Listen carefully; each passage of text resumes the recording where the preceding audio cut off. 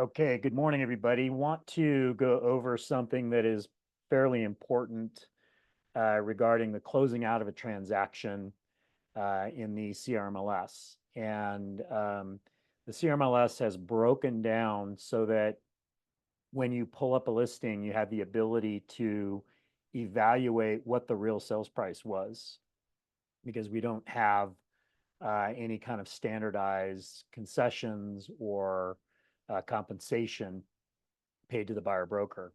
So this is a screenshot. I've redacted the information so nobody gets irritated or upset. But this is a screenshot of a closed listing that just recently closed. And you can see down at the bottom, there are fields that need to be completed. And under Rule 8.3 in the CRMLS requires that all of the information that is known to be completed in the MLS to provide an accurate picture of the actual closed transaction. And so you have one, two, three, four, five, a total of five separate fields that could make up a total concession amount. And you as an agent are obligated to provide this information broken down into each category so a true picture is available to the rest of the subscribers. So concession financing costs. So for example, if the seller paid directly to the buyer's financing costs is the first amount.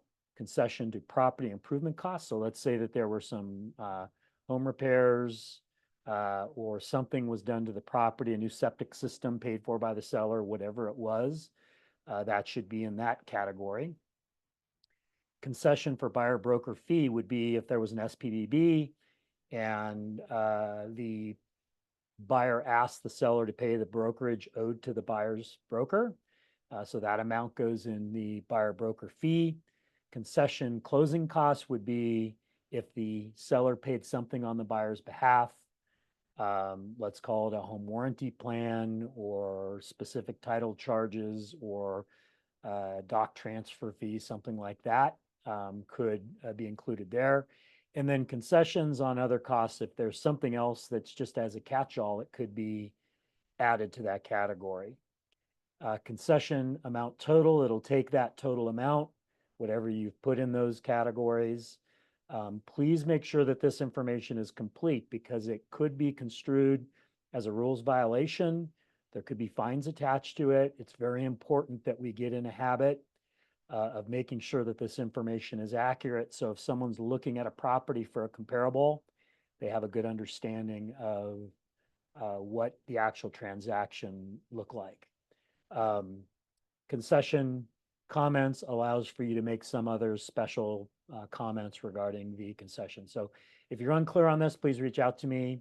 Otherwise, let's make sure that when we're closing out these transactions, and then when you've closed out a transaction with an outside broker and they're the listing agent responsible to updating this information, make sure that they're doing the same thing.